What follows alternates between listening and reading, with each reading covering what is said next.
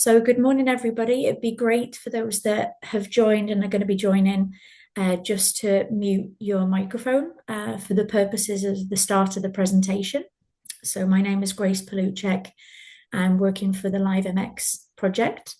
And today we're going to be focusing primarily on music export and the different challenges we're looking to address with the projects that you're obviously all here wanting to know more about, the different challenges that we have in the export field and how you could present the best project for us all. I'm joined today by Corinne from EME, Patricia from Innova, and also our guest speaker today, an expert on the field of music export, is Virgo Salama, and he's going to be presenting challenge by challenge. So the first part of today's presentation is just a brief introduction for you all. And then when we hear from Virgo, we'll be specifically addressing challenge by challenge. So I really do invite you all to take that time and ask those questions focused on each of the challenges. So I will be asking you to unmute and put your videos on for any questions that you may have. So without further ado, I'll pass it on now to Corinne, who'll be introducing more detail about the LIVEMX program. Hi, everybody. Happy to be here with you. I don't know if some of you attending the session that we had yesterday, which was a more general session about the LIVEMX program as a whole. If this is the case, sorry, there will be some repetition, I would say.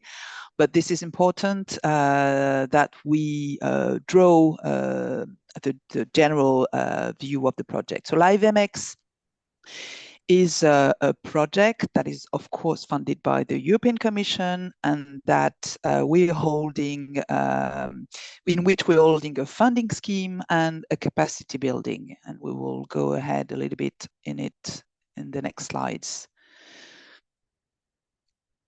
So we are the partners. Innova Plus, and Patricia was here, is part of Innova Plus, is the agency which is running the whole administrative solutions and all the applications and the finance and everything, actually, I would say. Apart from the understanding, we are the stakeholders. We are the people from the music sector. We are EME and LiveDMA. So LiveDMA is not here today because they are the specialist of live venues, and we with EME are the specialist of export, because EME is the European Music Exporters Exchange, which is an organization of 23 members, 29 countries of export offices all over Europe. So the funding scheme is about funding small projects because it's a cascading grant project. Means that the Commission is putting on the table an amount of money that we have the mission to give to smaller stakeholders, maybe you. So there is 3 parts in this funding scheme. We are supposed to distribute 4 million euros of funding. There are 3 grant categories, 60, 40, and 20K. And we would like all over the project with 3 different calls to support about 60 different projects. So there are 3 open calls. This is the last one that we are getting to now, and it's about music export, live venues, and digital circulation. So the capacity building where actually we're in, it's about training, coaching, and helping beneficiaries about activities and priorities of these calls are supposed to answer. So there are information sessions that are really about the call, the funding, and it's about eligibility and how to apply.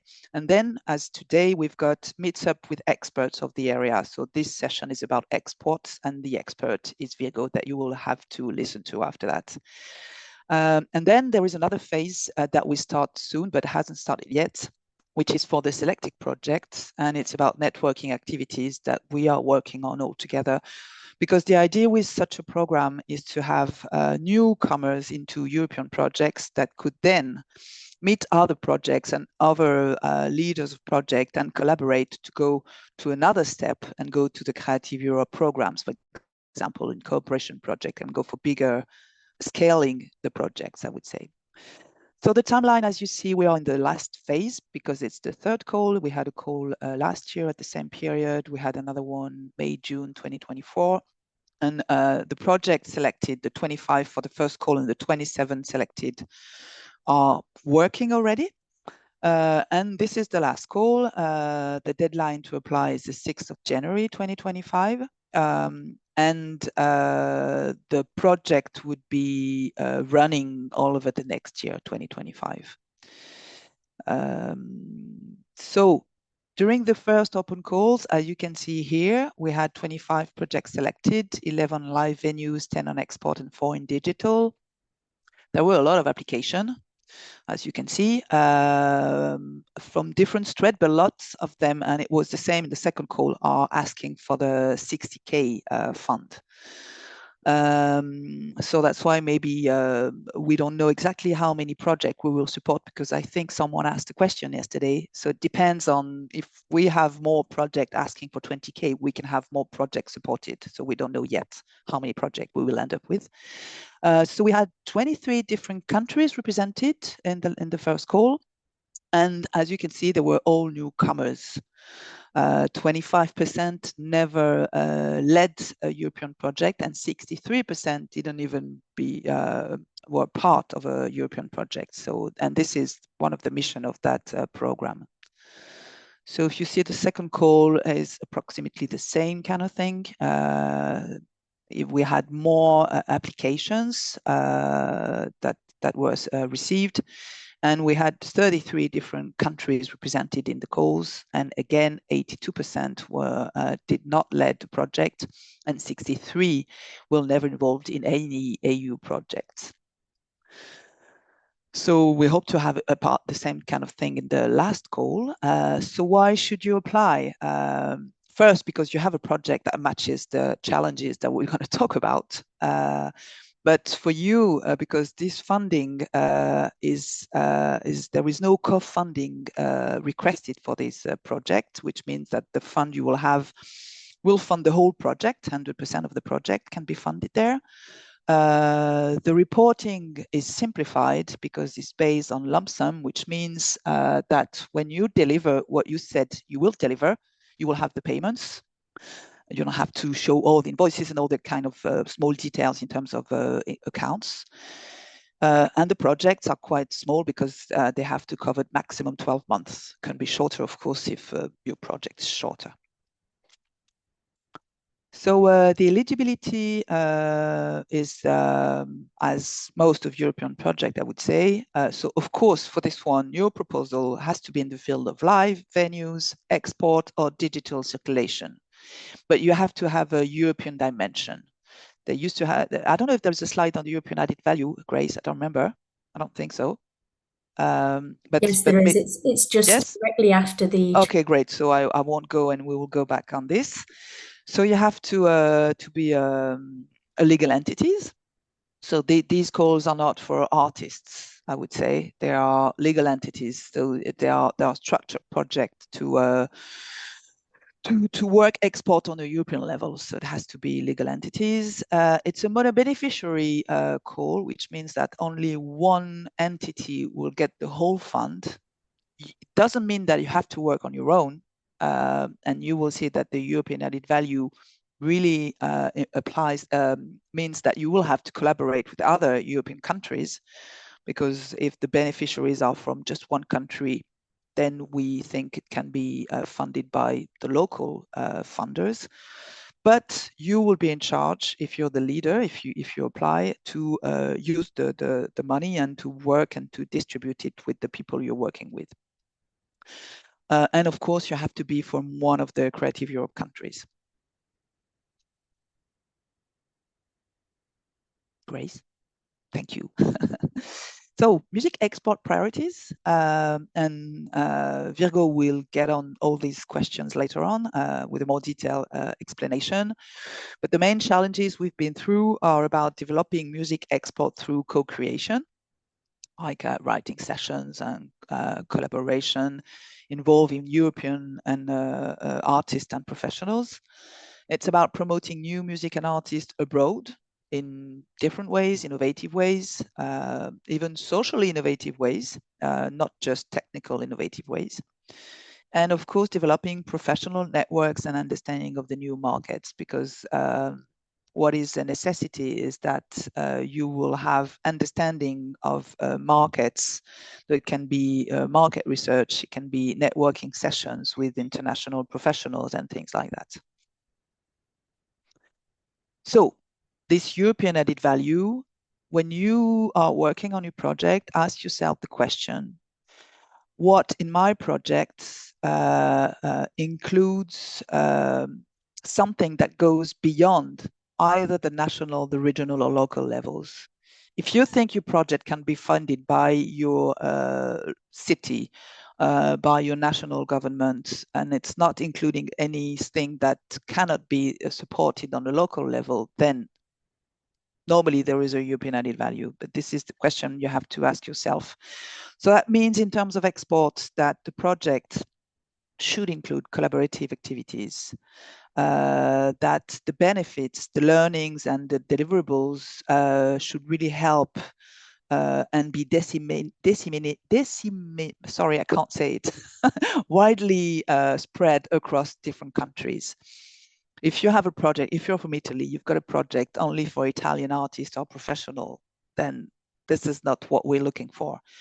Join with the next country, with the neighboring country, and find a way of having benefits for different countries in Europe. Or if you are, for example, working on a market research or maybe in a guide to understand how to work with sync agents all over the world, then it has to be an open source that can be used by any other European professionals and artists. So this is what is the European added value. But our expert, Vigo Silema, may, in all the examples he will talk about and the presentation, is going to now answer more questions about all this.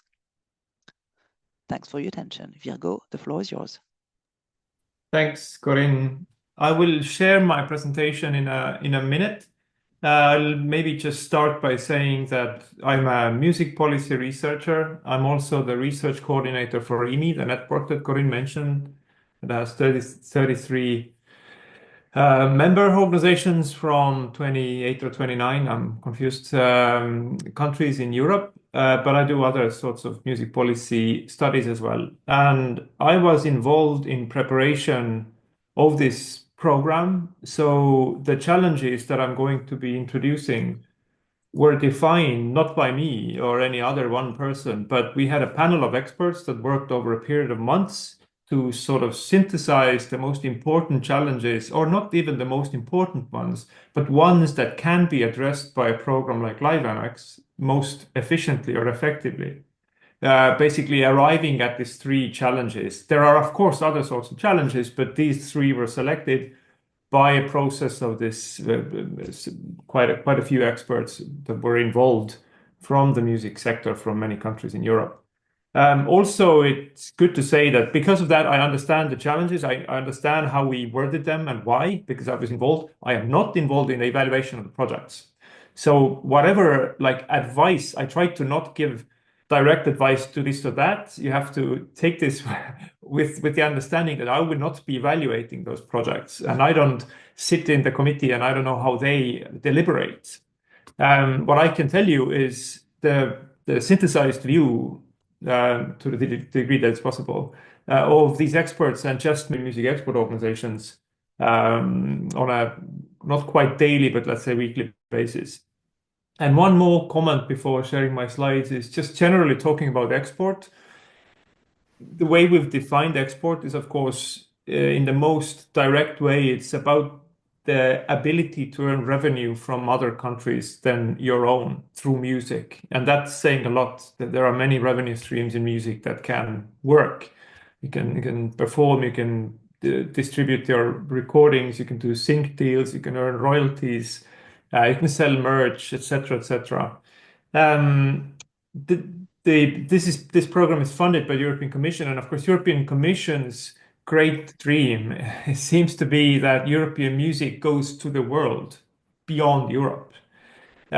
We in Europe understand that before doing that, we also have to get our artists across the border to the neighboring country. So in our sense, music export is also concerned with within Europe movement. We're supposed to be a single market. We're certainly not a single market for music. We have many, many challenges in getting artists to cross the borders. And therefore, there are many issues and aspects that people like those working in those music export organizations deal with day by day, in terms of trying to solve these challenges for their artists, for their professionals and music companies. But of course, these organizations are limited in terms of how many people they have and the capacity and the money available. And therefore, this program allows for new ideas and innovative projects to emerge from the sector by you, that may be finding a new solution that works, then that then can be maybe copied and transferred across Europe. I think it's very important to underline many, many times this difference between just trying to fund your tour, or the tour of the artist that you work with, versus coming up with a solution of better touring in Europe that can be shared by many. And I think that's at the core of this European value that Corinne was explaining. And I think that's one of the most important things to understand. And it's not easy to understand, but it's quite abstract. Okay, but let's go in with that. I will first talk to you about how EMI is approaching this, because the way we think about those challenges is all grounded in what we call the European Music Export Strategy. And it's a process of many, many people in the export development community, those organizations and people they work with, over the course of the past, actually 7 years even, developing an understanding of what all the challenges are, what are all the aspects that you need to work on in order to improve the export capacity of artists, professionals, and companies. And then over time, we organize them into 6 themes, and largely then group them also into 3. And so there are themes around capacity building, both in terms of what we call learn, which is just making information available. So if artists want to, or the companies that work with them want to export to other countries, they need to understand the markets they go into. They need to understand the sectors they work in. And that is relevant knowledge that just can be made available online or otherwise in seminars and so on. So that kind of corresponds to this idea of learning. That we enable learning by people from the sector. Then growing is much more hands-on. So you provide development programs or capacity development programs, training, mentoring, etc. So everything that is involving people actively within a process of helping them to grow their capacity to do this stuff. Then the second block involves cross and rise. So the cross refers to everything that happens on an EU level, and rise refers to everything that happens on an international level. And the way we explain it is the cross is about being able to cross borders in Europe and then later on rise to the global level, in terms of your artist career or a music company business.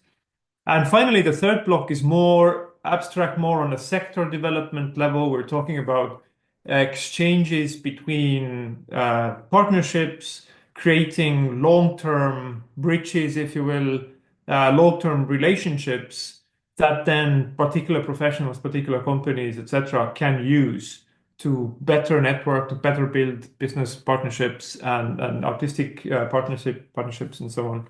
And then measure is referred to everything, measuring the results, measuring the problems, understanding how things are actually progressing, and informing, therefore, these processes in the future. So this is the backdrop. This is the sort of the 6-step development path that we call the European Music Export Strategy.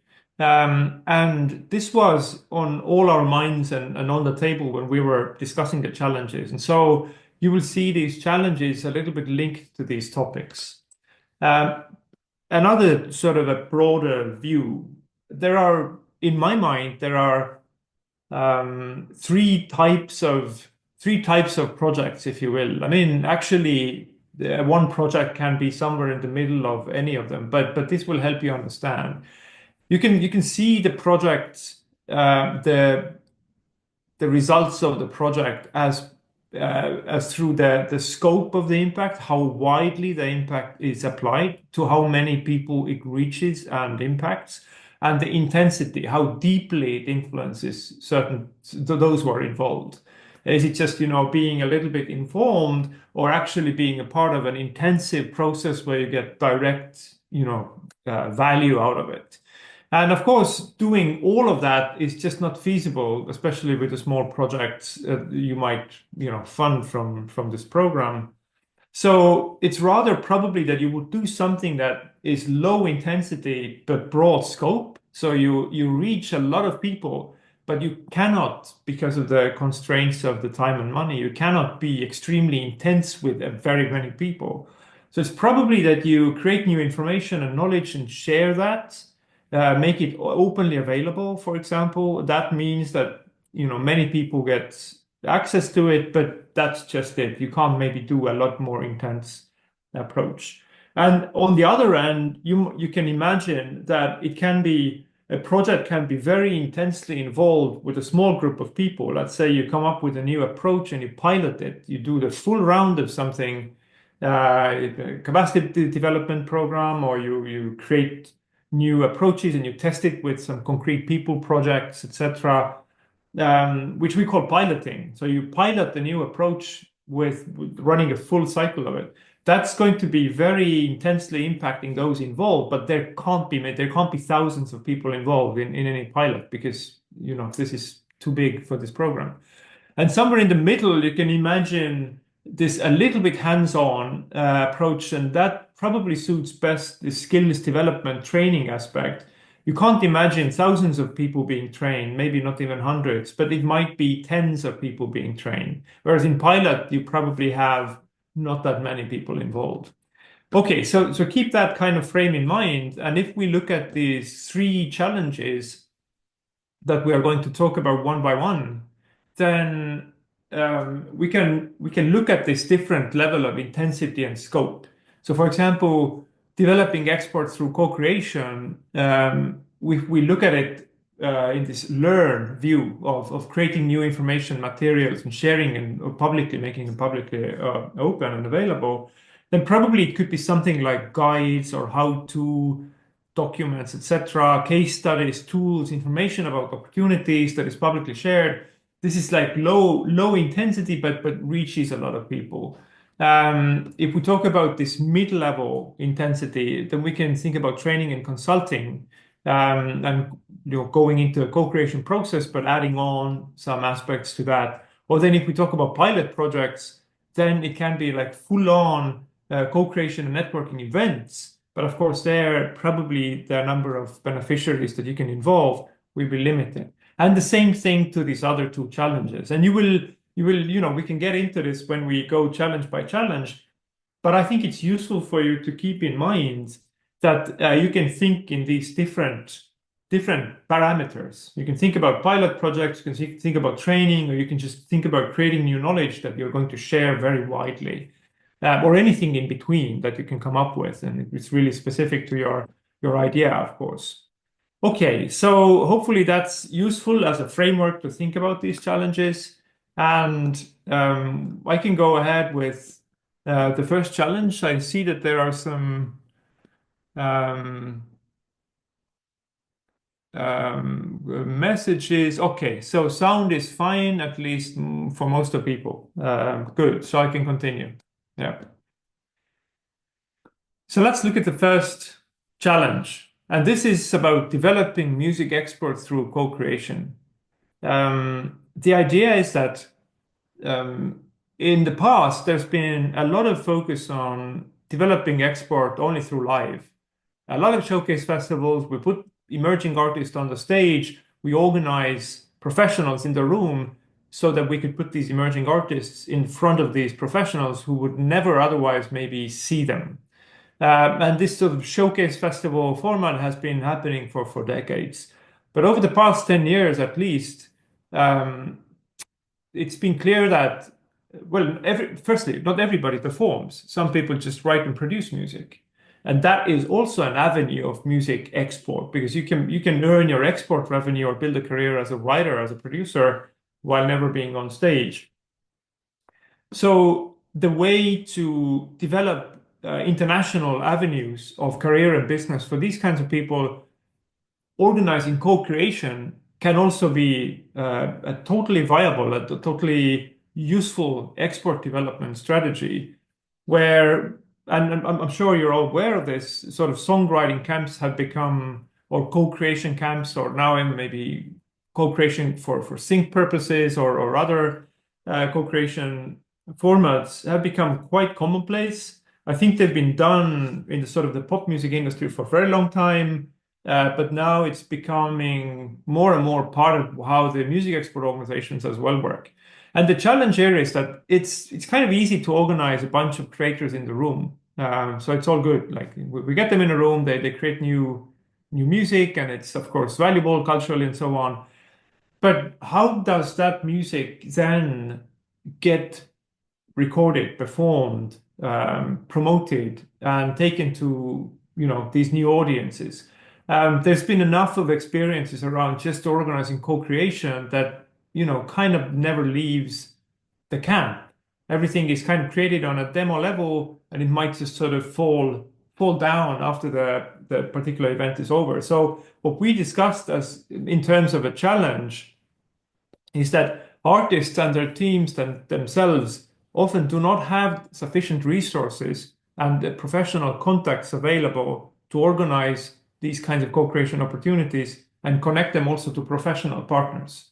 But by that we mean, like, there might be publishers, there might be people from the client industries like TV, film, etc. There might be real briefs involved that then people in the camp write towards and so on. So basically, we're talking about building this business extension or this networking extension around the co-creation. How can we make sure that if co-creation happens, it can be then developed further, and that those involved have the professional networks and have the tools and have the skills and know-how to take it further. And therefore, as we've said, the challenge is to design efficient and effective approaches to cross-border co-creation and business development opportunities that are accessible for artists and producers from all over Europe. So that's the first challenge. Let's hear if there are questions, maybe. Yeah, thank you, Virgo, for explaining that first challenge.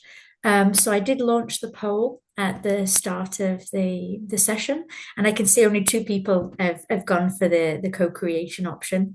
But we slowly will peak by challenge number 3. We've got 10 people looking into the developing new networks and new markets. So we may maybe have less questions on this first one, but if anybody does have a question, feel free to put your hand up, and then I'll ask you to unmute and unmic. If not, you must have just explained it extraordinarily well, as usual, Virgo. Oh, there's a question. We've got a question from Mats now. Feel free to unmute, Mats.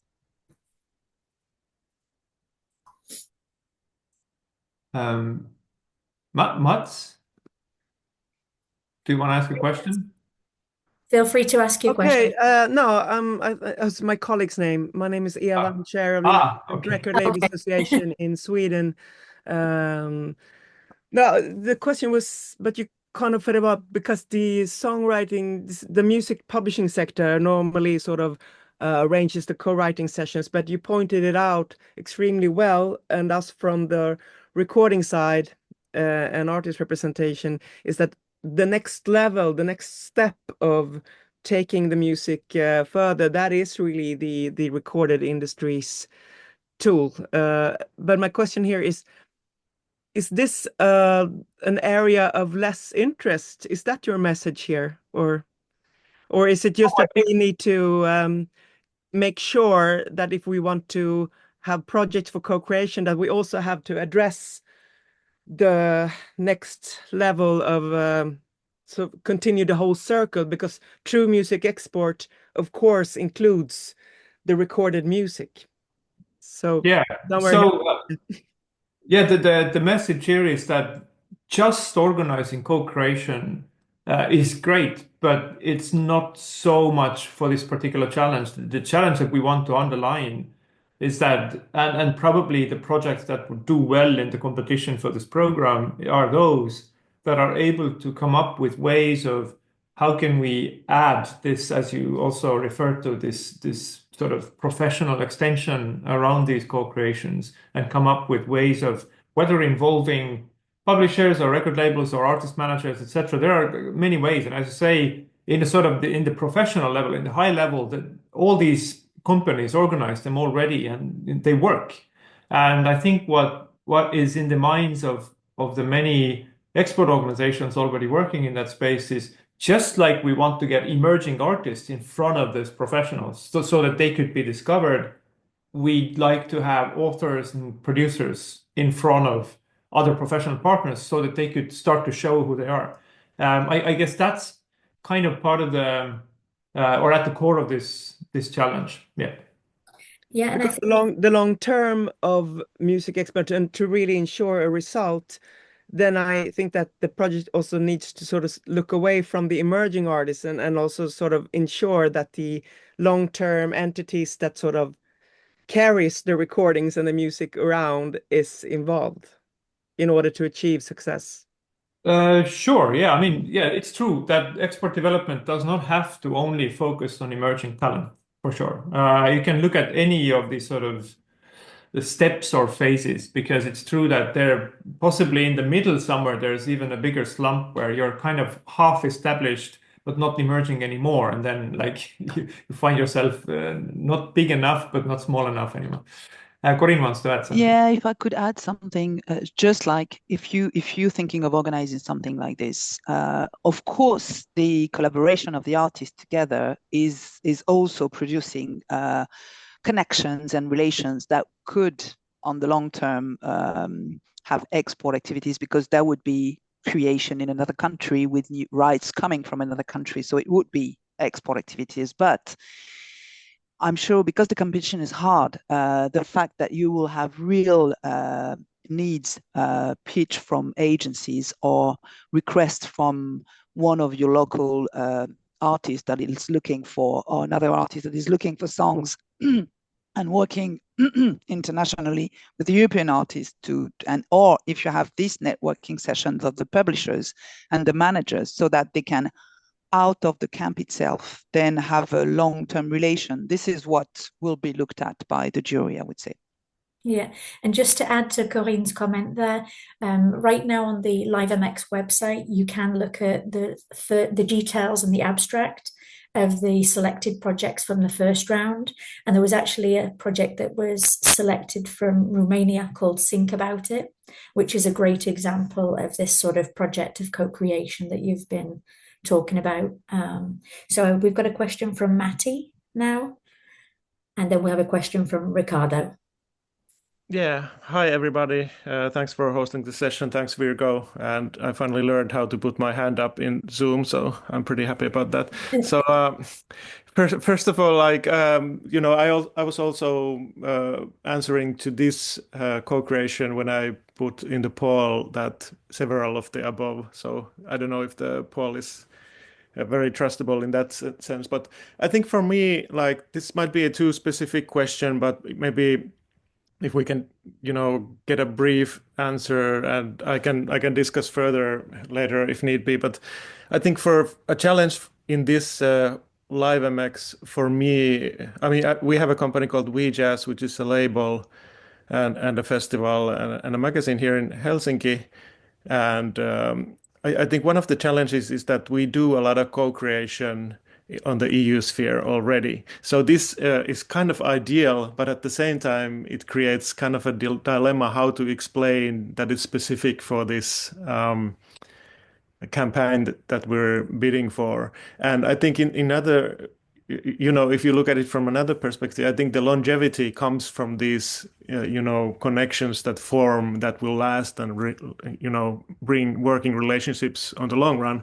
So I think one thing that I'm struggling kind of with is how to explain the added European value in a way that it doesn't seem like it's just a entity that's already doing the things, normally, because of course we need the boost as well as anybody else to do them even better and even faster and even with larger impact. So maybe I don't know if this is a question for this specifically, but like I think the European added value is one of the most interesting things to reply to in this application. And I think on the last round there, I didn't do a good enough job of explaining that. So that's something that I'm really interested in. And Virgo, also, you touched on it already, but maybe this is more of a general comment, like from somebody who's already doing co-creation, how to utilize it for this project in a way that makes sense to fund, that creates even better results. I think the line is not hard to decide, like where to draw the line, how much to go outside of the sphere in a way that makes sense. No, I think it's a good question, and it's as you say, I think it's a general question. So it's not challenge specific. I think you can find the similar question relevant for all of these challenges, actually, and across all of these strands. And indeed, understanding the European added value in a concrete context might be difficult. And it's not like there's a truth framework somewhere, that there's this somewhere in the back end, there's a European value added expert who's finally deciding whether it's true or not. It's all about building a coherent and clear argumentation. And my suggestion would be, I think it's a totally relevant and valid idea that you don't need to start from zero. You might have already stuff happening, but you just might need the next step to, take the next step. And there are some challenges, and these challenges might suit for the program. So my only suggestion might be that if you would try to be very clear about explaining the different phases of growth, let's say, or development, from zero, from A to Z, this is what you need to do. First, you need to have this, you need to do some co-creation. Then maybe the next phase is you need to have people around who pick up some of what was created. Maybe then, there needs to be incentives for a comeback or a further development. I don't know, because I haven't really done it myself. I don't know what the different steps are, but I think you could try to explain what is the logic of development from one stage to the next. And then you can say, we already do this 1, 2, 3, but we're struggling with 4 and 5 because, and then you can, try to be clear in arguing why is it that you cannot solve this next stage challenge on your own, but it would make sense to work with European other partners. Or also, so one aspect of this European added value is to say, we cannot solve it alone. We need European partners to solve it more effectively. Another aspect of European added value is whatever we're doing can be transferred across Europe. So if we fix how to go from step 3 to step 5, whatever that is, then that is something that others can do in Europe as well. So if we make it public, it is transferable. So both of these quite different aspects help to strengthen the European added value. I hope this is still very general, so I hope it gives you some idea how to work with it. But I guess going into more detail would require to talk about particular projects and figure. Yeah, I think that helps. Thank you. And it was very helpful to see this piloting versus like information sharing, like these diagrams. So I think I understood a bit better how to kind of link up some of these aspects. Thanks. Yeah. Good. And Corinne, you want to add something? No, I just wanted to add that maybe you can also think about adding a challenge to the co-creation in jazz, because if I heard well, you're talking about jazz especially. There is a real problematic about women in jazz, for example. So I don't know if this is one of your topics, but it's, and I don't even know if your guests in the writing session so far are from your country, meeting with other countries, but it's also something that you have to share with another country in order to have this European added value is involving the benefits should be not just for your country or the professionals and artists of your country. But it was just another idea to share. That's a good point. Very good point. Thank you. Yeah, and also before we go to Ricardo, having been a jazz musician myself, which Matti also knows, I think in jazz, co-creation takes a very different form than if we're talking about bringing in writers and producers to write pop hits, then record labels with managers would, produce and release and so on. The output of that is different. The story or the track towards what this will become and how this will be, shared with the world will be different. So I don't even know how co-creation could be done in an interesting or effective way in jazz that would have a longer term effect, because jazz musicians just come together and play whatever all the time, and a lot of albums are made like that as well. But I think there might be a longevity issue there, because then they move on and do other stuff and move on and do other stuff. It's part of this art form. So I think there might be this jazz specific or EDM specific challenges that if you are really clear about, then that could really be a added aspect to the project as well. Thank you. We can have the question for Ricardo and then from Angie. Okay, thank you very much. I will be quick, and also because the other two questions before me, they were helpful also to my doubts. I would just like to, let's say, clarify about the beneficiaries of the project. I mean, reading about strategic positioning or building long-term bridges with not EU partners, or what is related to promotion and distributions, it seems to me that those activities are more related to professional as agency, distributors or managers rather than artist itself. For me, it's not easy to see an artist as like the actor in itself to building bridges outside Europe for real effective business strategy and development. So my question would be if the beneficiaries of the project can be the proposer itself rather than the artist, or how it's difficult in your idea, to get the benefit to let both the proposer of the project and the artist the beneficiaries of such a goal. Yeah, let's see if I understood your question. I think I did, but let's see if I did. The beneficiaries can be artists, can be professionals, can be all kinds of professionals, the companies involved, anybody. And obviously, one of the beneficiaries will be the organization or a company doing the projects. It's very likely. I mean, there are different cases. Some projects, if you look at the past list, some projects are done by organizations whose sole purpose is to provide value and service to others.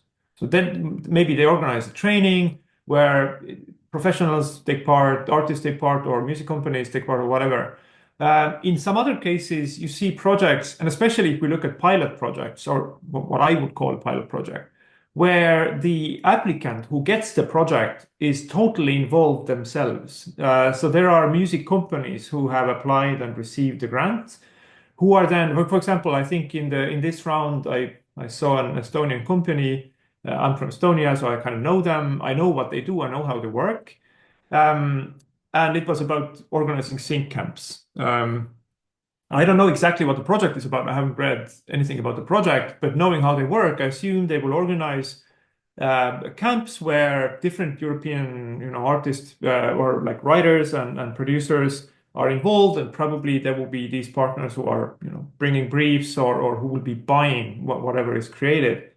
Of course, this company itself gains benefit from organizing it, all sorts of benefit. But it's important that they argue, and probably they have argued because they got the money. I think otherwise they wouldn't have got the grant. It's important to argue that it's not only your benefit. So if you're a company, music company, who's doing something and you're coming up with a project, then it's not enough just to say, I'm going to do whatever I do and it's going to be useful for my company. And by extension, maybe the artist I work with. That's not enough. That's not going to be strong enough. It's much stronger if you say, yes, we do this kind of work as a company, we organize camps, let's say, but now we're organizing these camps together with these other partners from other countries. And by organizing them, there is going to be much broader value. So many more people will gain value from and benefit from the project, not just me, myself, even though I also benefit from the project. So there's no clear line here saying that if you are the one applying for the project, you are certainly not supposed to be a part of those sort of beneficiaries. But you need to argue that you're not only the beneficiary. The more you can show that you're creating wider benefits, the stronger the project proposal is, I think. If that Yeah, I think you got the question right. Yeah, absolutely. And I understood. But like my concern was more about the beginning of your part of your thread.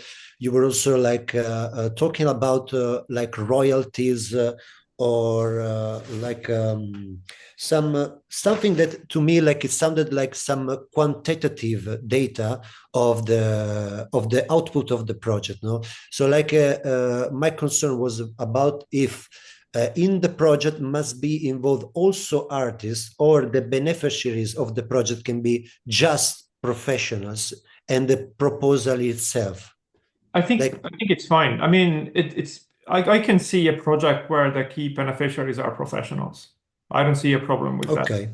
Okay. Thank you very much. Thank you, Ricardo. We'll just take Angie's question quick and maybe move on to challenge number 2 after that. Yep. Feel free to unmic, Angie. Hi, can you hear me now? Yes. Perfect.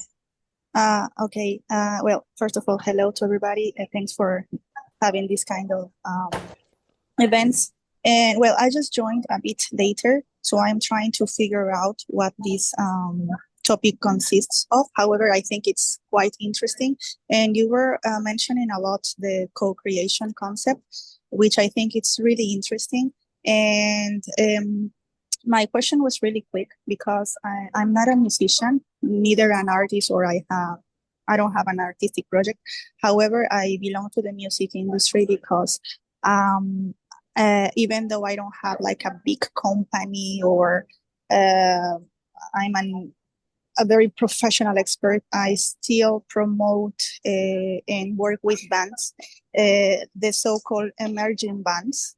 So my question was if this co-creation thing could also apply to these, let's say, indie or independent workers in music industry, because you mentioned that co-creation is like very important and a lot of companies are into it, or maybe I don't know, artists with important projects. But how is there any way to apply this when you have like a small company or like a small, I don't know, let's say managing office where you work with emerging bands? How can we apply this in order to be successful? Okay, I'll stop sharing now. Just to say, I don't know exactly how to be successful, but it is up to you to write a project. But it's totally, in principle, it's totally fine to say that your group of beneficiaries, the ones that you're creating this project for, can be emerging artists. For sure. I mean, there's a lot of projects that are working on those or working for those artists who have less opportunities because they don't yet have the networks, they don't yet have the success and so on. It's very often the case that such projects that develop export capacity work on the sort of the emerging level of talent. It's just rather that it has to be broader than your company. You have to come up with a project that is not a project that simply your company does. it somehow needs to be broader than that. It needs to carry across country borders some way, have value for the European level as well, whether through engaging people from different countries or creating something that can be then later used or copied or accessed in other countries as well. Yeah, Corinne, you wanted to add something? Yeah, if I can add, I mean, a project for the artists you're in charge with and you're working with, even if you involve for them, the international co-creation thing is not eligible here. This is not what it would be about organizing a project on the side. And you could have, why not, some of your artists that could get involved in, but would be something like, would be of general interest. This is the aim of it. This is not the interest should not be for a group of artists that you're in charge with or things like that. It's the general interest point of I mean, something that has to be wider than that. If I understood well what you do, which is really okay, but absolutely. this is okay. Okay, shall we then move on So we move on to challenge number 2? Yeah. So challenge number 2 is about promoting new music and artists abroad in innovative ways. And this is a very broad and maybe difficult to pin down challenge, because there are many ways, many aspects to promoting new music and new artists. So the core of this challenge, the way that the group of experts talked about it, was that there are certain standard routes to market, how to get music out, and you have big players in the market who are good at it, and they have the money to do a good campaign and so on. And overall, the market is very overcrowded, and it's very difficult to make progress with your promotion and access to audiences and building your audiences if you're a sort of an artist who does not yet have all this professional infrastructure, maybe having a bigger label with contacts and investment and so on and so forth. So the challenge we found is to find new and innovative ways around the current standard paths of promoting artists and repertoire abroad, and transform passive listeners to become active followers and even superfans. And here, just a few examples. I mean, there's a lot of European countries that are small, very small, or completely minuscule, like Estonia, where I come from. And obviously, these countries do not have on-site Spotify editors, etc. Maybe it's possible that this is a sort of a species that is going extinct anyway, these human editors everywhere. But in those smaller countries, especially in the eastern part of Europe, but not only, there might be no local people who have access to and have the editorial power or curatorial power to pick local artists and highlight them.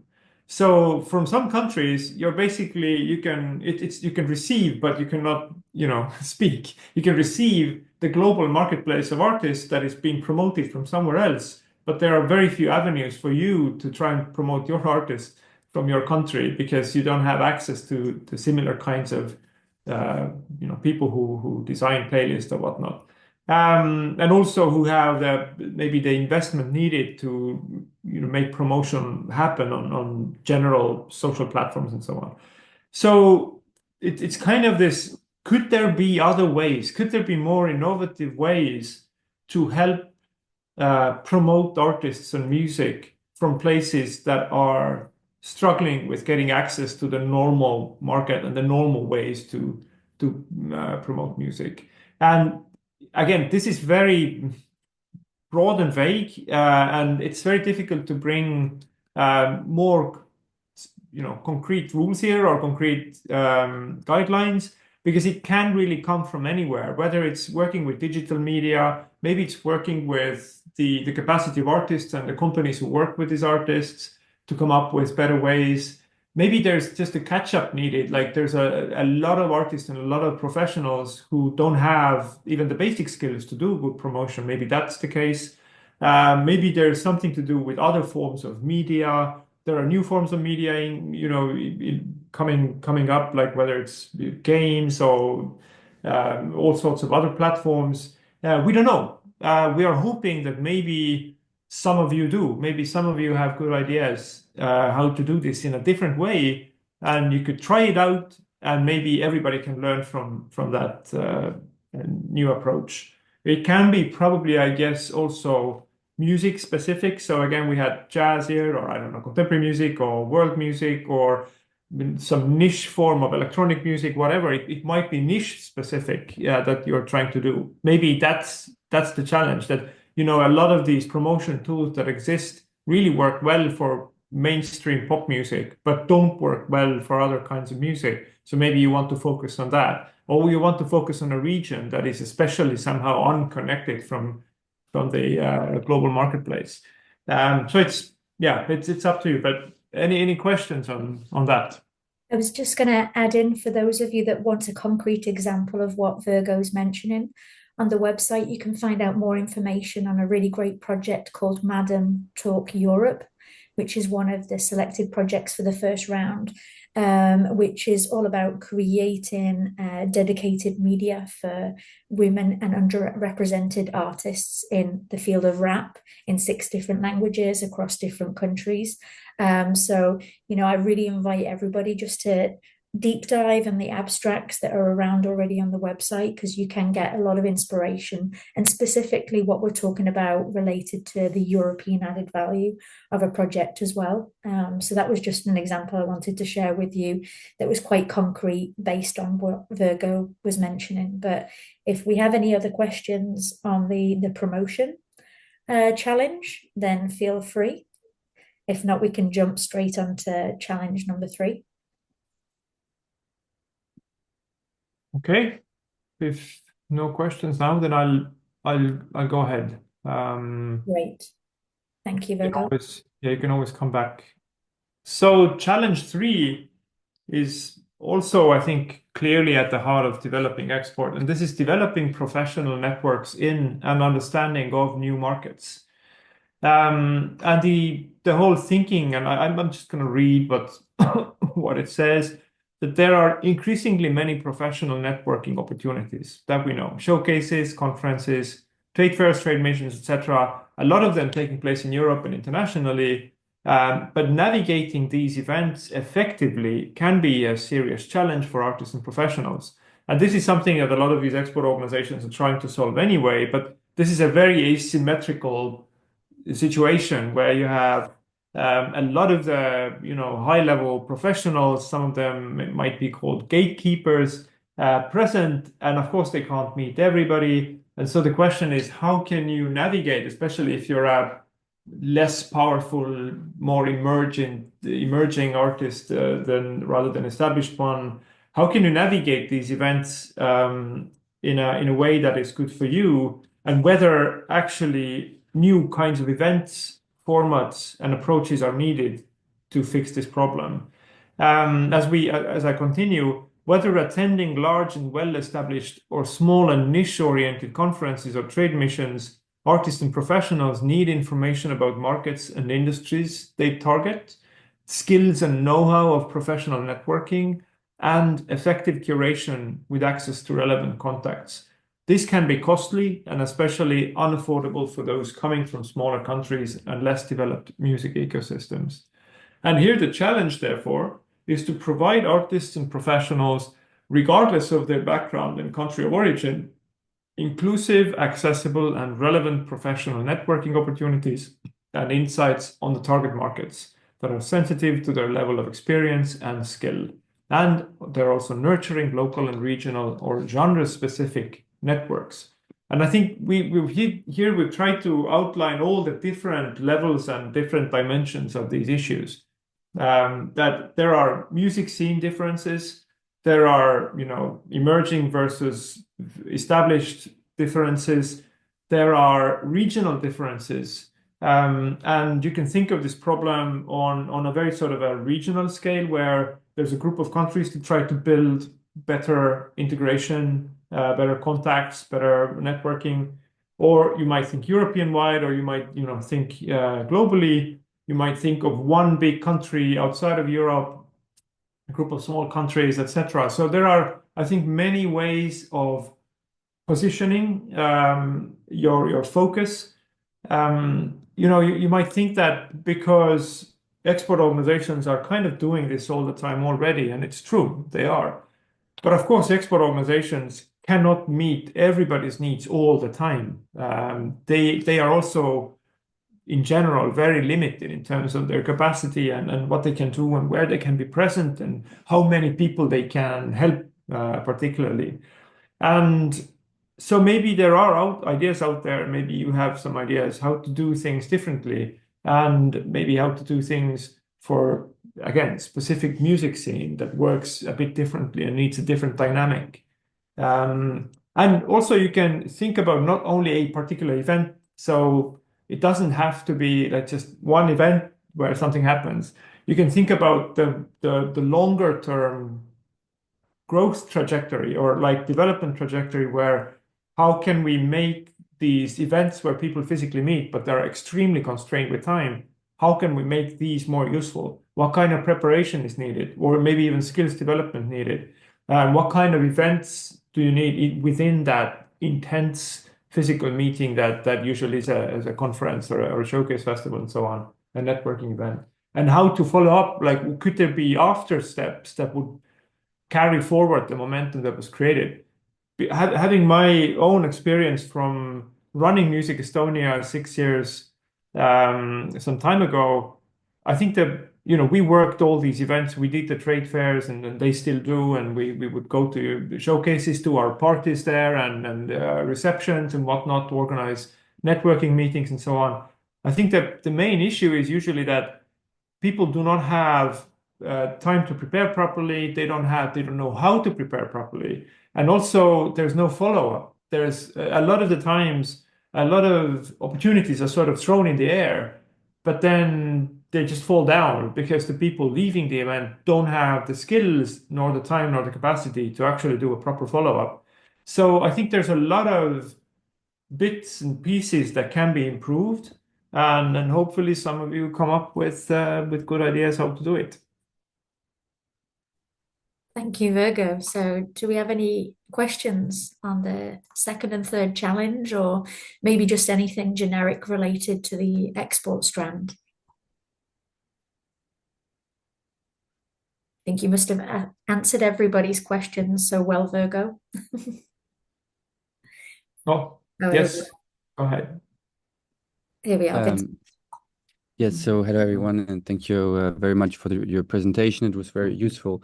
Just a question. So for this grant or funding program, I understand that 100% of all expenditure that has to be covered by the program.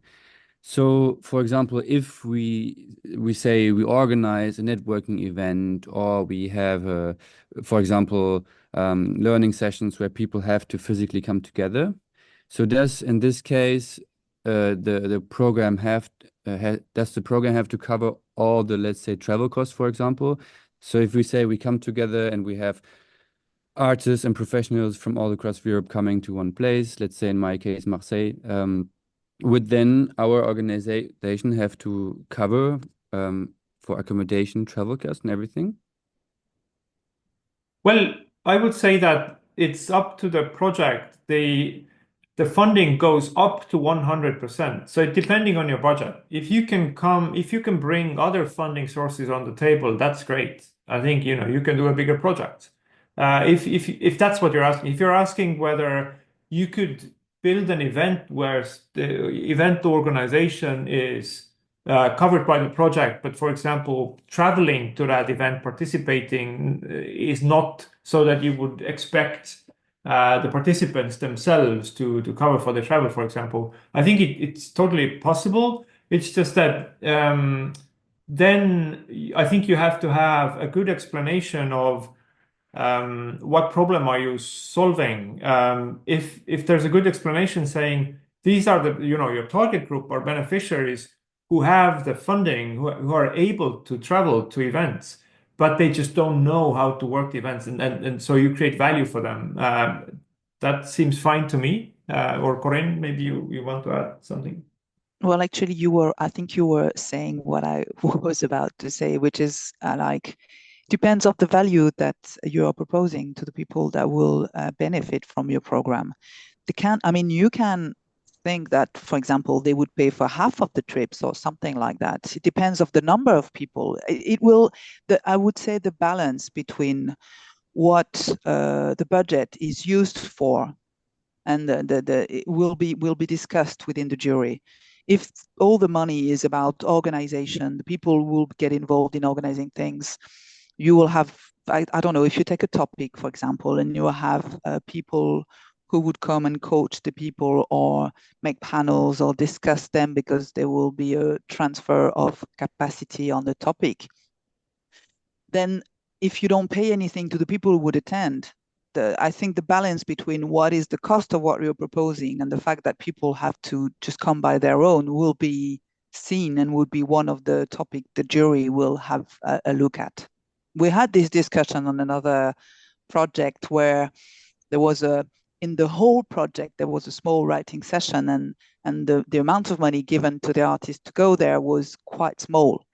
So if you do that, if the beneficiaries should pay for coming or half of the price to come, has to be sure of the value of what they will gain if they come by their own mean. This is it.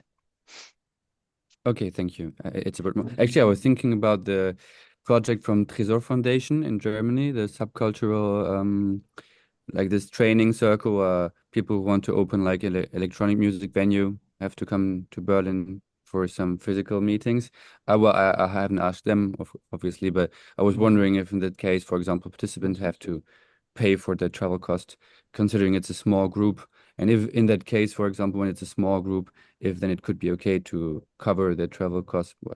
You kind of answered that question. You can, for sure. That's what up to 100% means. If your project budget consists of travel or organizing cost, whatever, and it's this size, if it's possible that the fund covers 100% of your budget, which is kind of unique to these programs, actually. Thanks, Virgo. I think we've got Andrea up next with a question. Yes. Good morning, everybody. I have two quick questions. The first one regards Challenge 2. Would my project have to involve also partners from other EU territories, or it could just be my company? So I think there is no hard line. There's no requirement legally to have other partners. That's what the mono beneficiary means. If the information that was given before, that you can be a mono beneficiary, it means that you are the only partner in the project. You apply, you get the money, and your organization just deals with it. So there's no legal requirement as opposed to Creative Europe program. There's no legal requirement to have partners from other countries. However, if you build your projects only based on what your own organization does, it's going to be difficult to argue the European value aspect. So it's possible. I wouldn't say it's impossible, because it's possible that you do something just with your organization that is still then being accessed by many people from other countries. For example, you create something that is done online or whatever, and people all over Europe can participate or gain value from it. This can still be useful and contain this added European value. But I think in that case, you just have to explain that European value even more strongly. Like if there are no particular partners involved, you just need to do the brainwork of where's their added value. How can you convincingly argue that what you're creating is actually benefited by many others in Europe? Okay, or maybe I can involve entities from other EU countries, but still at the end of the day, the beneficiary, the project is a mono beneficiary. Yeah. Yeah, okay, the second question is very quick. Let's assume that the value of the project is higher than the maximum value of the strength. Of course, there is no problem if the applicant would fill the gap of the budget. Right? Sorry, I think I lost. Can you repeat the question? So the question, let's assume that the budget of the project is 200,000 euros. Yeah. And of course, the maximum value of the strand is 60,000 euro. Yeah. Clearly, the applicant is available to fill up the gap. Would this represent an issue? I don't think so, but I'm just asking. So, yeah, it's fine. You can have a larger budget. I mean, Corinne and Grace can confirm that you can have a larger budget. But with I don't know what you have in mind, but I wouldn't say that a big project and this budget would just fill a gap that is in the project may not be what we're looking for here. Okay. I think it could be, I mean, the bigger project could be a part of it. Like, I don't know what is the project, if it's a conference, if it's a networking sessions, it could be a part of it. I think the project itself with the 60K should be defined as a whole, you know, and if there is a part missing, it's okay. If the budget of 60 is a third of the global budget, I'm not sure it will be okay. I don't know, maybe Patricia have an idea about that, but this is not what we're looking for, actually. This is exactly the kind of answer I needed. Thank you very much, Corinne. Thank you. And I think we've got another question here. Yeah, it's me again, who's Eva, but not Mats. But it's if we, as an organization, have a project sort of touching on all three themes, should we make 3 project applications, or is that better than making one which touches on all 3? I'm just like, this is like a strategic question to you. Do you have any comments?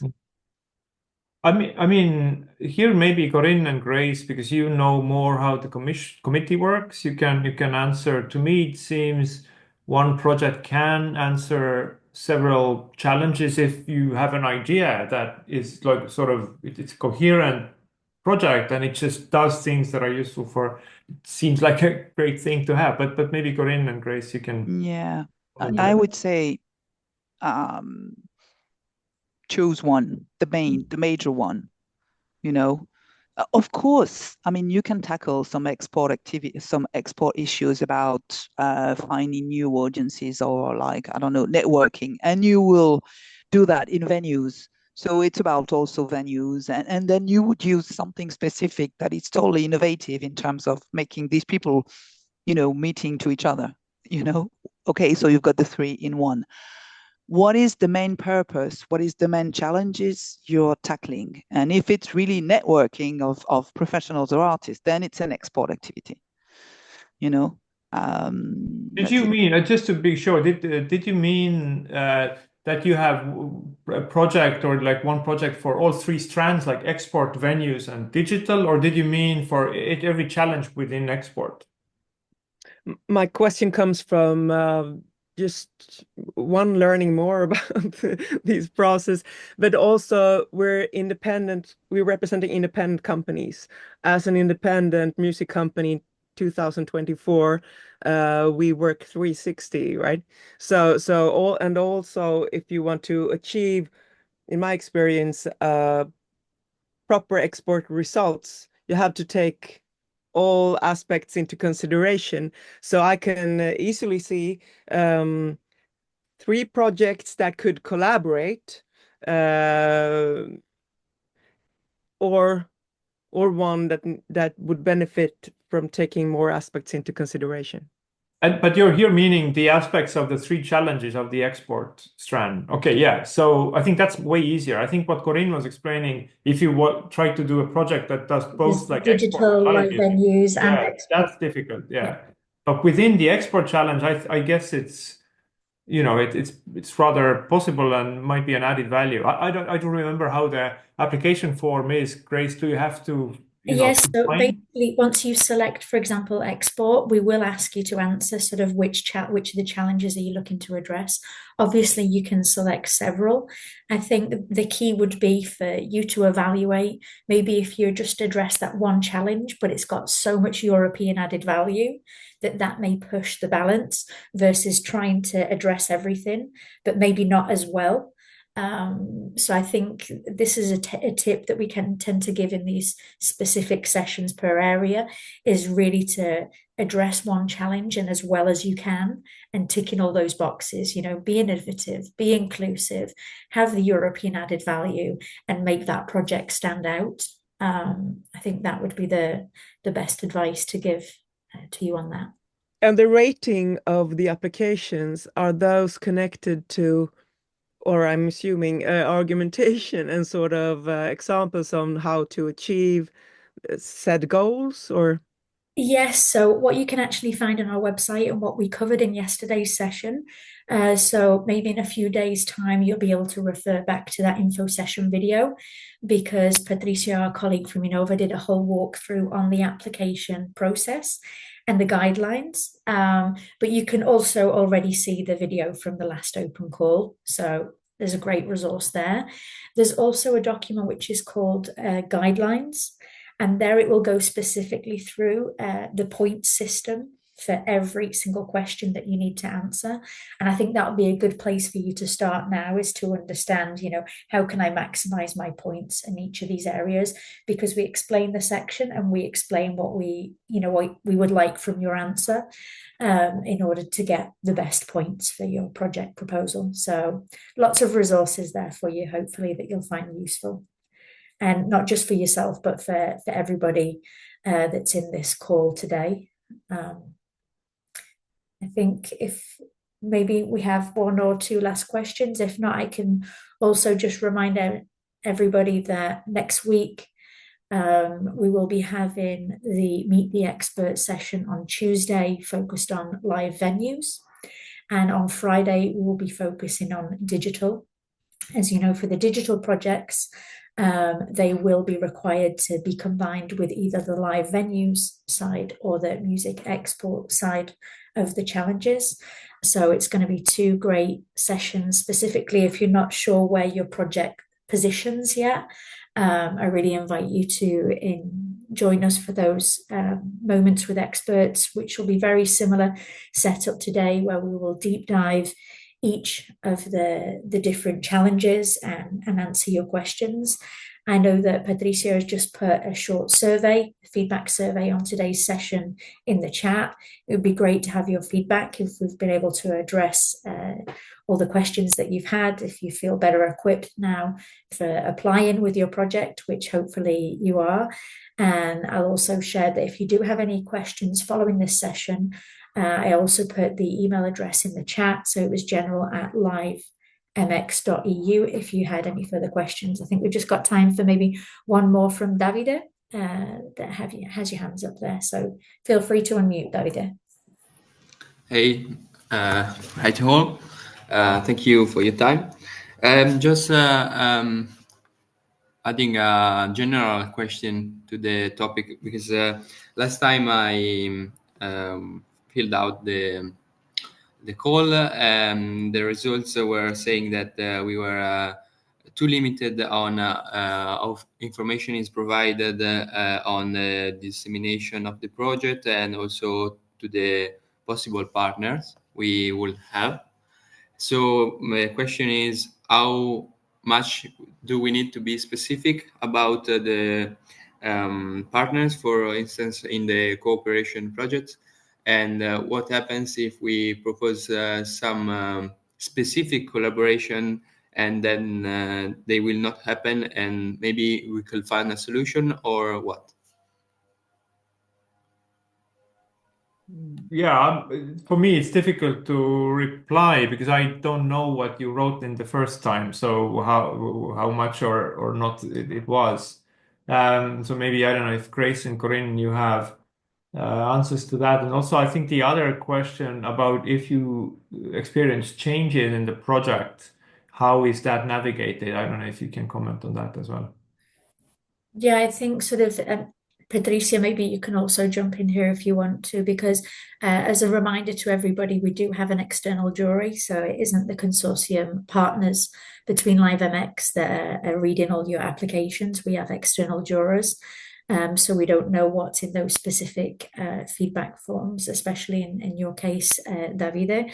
What I would say is just to really review again the guidelines where possible, and make sure you're answering the questions that are specifically asked for in enough detail. So if there were comments around maybe the explanation of your dissemination of a project, maybe try and think of how you can really detail your plan more behind how you're going to implement and communicate and set up that plan.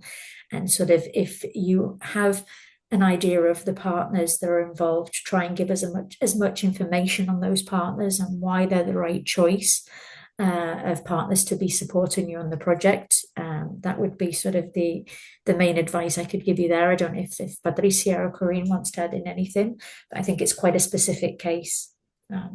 Yeah, just speaking a little bit more general, of course, you're submitting an application months before you actually start implementing the project. So we do understand that some changes may occur once you're actually starting the project implementation phase. So whether those are dates or whether those are, the supporting entities that you have mentioned in your application, you will be able to change them if needed. What's important to understand is that the activities that you are proposing in your application, they will not be able to be changed, right? Your application is being evaluated based on the activities, based on the scope.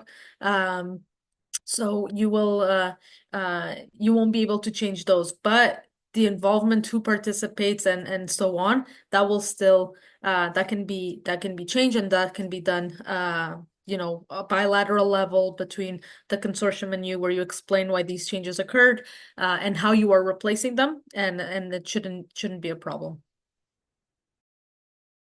Okay, thank you. And just to be more clear, this was I think, specific question on the first challenge. I mean, if my project will be co-creating with different partner in different countries, will be okay if the project includes a phase in which I'm looking for this kind of partners, but the activity it's set and clear? Well, I think it's, I mean, again, Corinne, Grace, and Patricia, you can correct me, but I think legally it's totally fine. I think it's just not as strong. So if you are competing against projects that already have found partners, that might be stronger. Then again, if you make a separate point out of being open called, like, you're saying we are creating a system where we're creating an event where you will be seeking for partners through an open call mechanism, and that's good because it's democratic, it's open, and you think you will access partners that otherwise will not be accessed. You can make that claim. I think that could be a case, yes. But in general, I think projects that are more developed, have partners in place, are just stronger as proposals, because they can already build on the strengths of the partnership. I mean, that would be my intuition as a project writer. Yeah. And I would support Virgo on that comment as well. If you are looking in the co-creation, maybe when you're presenting the project, you have all your partners in place, but you still have to carry out an open call for participants. Well, obviously that won't have happened before you've launched the project. But you need all your partners that are going to be part of it in place before it takes part. So hopefully we've answered your question a little bit more in detail there, Davide. I think I'm conscious that yes, thanks. Super. I'm conscious we've just got 1 minute. Have we got enough time to take a last question, Virgo? A very quick one. But yeah, let's take a question and see if we are efficient in answering. So feel free to unmute. Fiacera, I don't know if I've pronounced that correctly.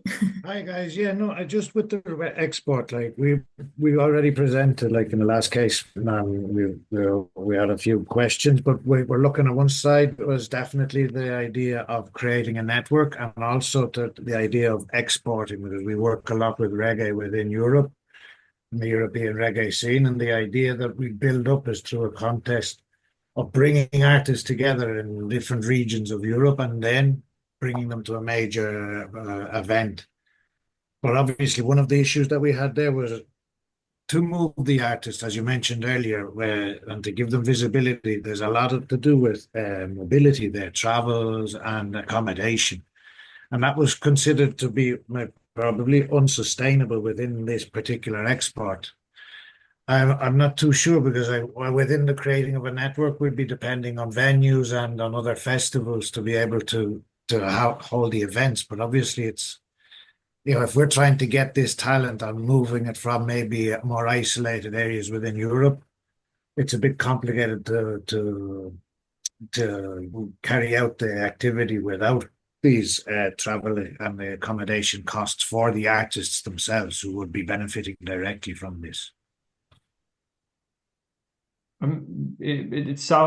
understand. So are you talking about that you already did a project and you got an evaluation back from last round? Yeah, we did. We got an evaluation back, and it was one of the points of the second jury was that the project design didn't fit in with the current needs and challenges of a sustainable support to music export activities. Obviously, it was a pilot project. Yeah, it's difficult to comment, not knowing what was the project exactly and how the feedback was there. The word sustainability might also refer to not only the environmental side, which I think you might have commented, but maybe other aspects as well. But maybe Corinne, great, you get a comment. I don't know either about exactly how the jury read the proposal, but what I can imagine is that what about after this support? What about the network itself? I think this is what I would ask myself as a jury. Yeah. This is a great idea because there is not a lot and not enough made for that subgenres like reggae, reggaeton, and things like that. And why not? You know what I mean? I don't understand exactly. But what about after you've done this with the 60K? What's going to happen? So this is the sustainability of the project is here. In my case, what I would think is like, okay, if we give the 60K, what then will happen with the network itself? Yeah, I think that's the problem with presenting very ambitious pilots. It's sort of what's the continuity of the project. So that's probably, as Corinne mentioned, what the feedback from the jury was based on. So maybe it's better to scale down the pilot and come up with, well, what's going to be the next steps of it to show that it's something that you can continue in the future. Yeah, because maybe support the first discussion about the necessity of such a network could be an idea. But the jury, there is a lot of projects and there are a lot of great projects, and giving 60K to, so maybe, it's not about giving any lessons or anything, but if what gives all these people the need to gather together on what specifically on these genres, and who are the musicians, I would say the sector around these specific genres, and how can you maybe ask for very small support to start the discussion and see what would be needed and draft what would be the network.